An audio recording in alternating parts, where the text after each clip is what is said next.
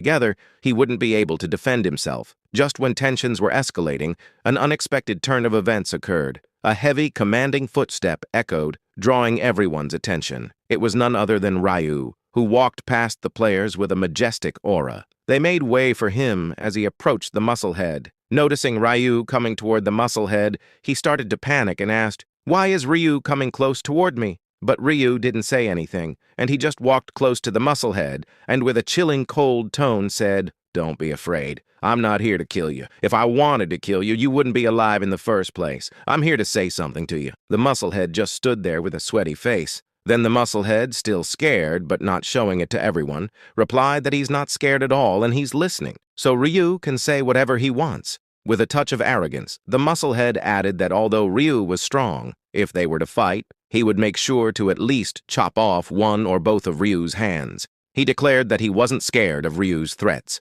However, before he could finish his sentence, Ryu began to smile wickedly. This sent shivers down the musclehead's spine. Then Ryu, with a cold expression and a cool pose, hand in his pocket, and the other holding his black scythe, suggested that the musclehead seemed to be in a tight spot. He proposed an offer. How about he protect the musclehead? The musclehead was left utterly bewildered and stood there in confusion as Ryu explained that he will stand behind the mushhead and protect his ass so that no one can fuck his ass up. Now hearing this, all the players got shocked, saying, "Why is Black Scythe protecting the musclehead? So if they want to kill the musclehead, they have to fight Black Scythe too, and if it is, they will not be able to face two strong opponents." This declaration sent shockwaves through all the players. They couldn't understand why Black Scythe, Ryu, would protect the musclehead ass. They realized that if they wanted to kill the musclehead, they'd have to face off against Black Scythe too, and that it's impossible to fight against Black Scythe. Meanwhile, the musclehead was listening to the whispers,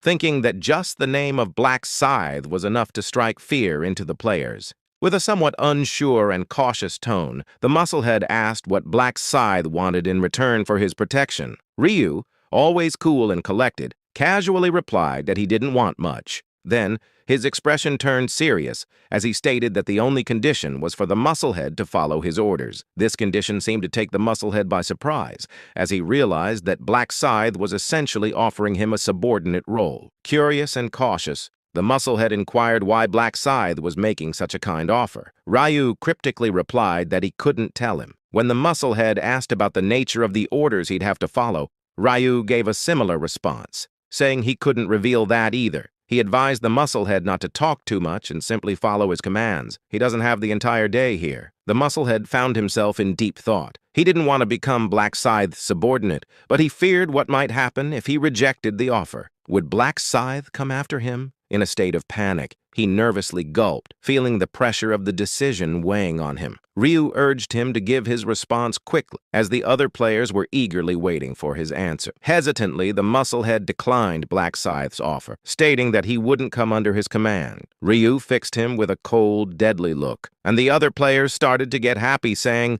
"Is the musclehead dumb?" If he had accepted the offer, Ryu would have protected his ass, but no, because of his ego, he rejected the offer. The atmosphere grew tense as a girl prepared her long sword and her friend readied his spear. Slowly, everyone geared up to attack the musclehead. Ryu, on the other hand, distanced himself from the scene, stating that he no longer cared about what happened to the musclehead. Whether he lived or died was none of his concern. Just as the players were about to make their move, the system sent out a notification. The first wave of monsters would arrive in a minute, catching everyone off guard. Their priorities shifted instantly.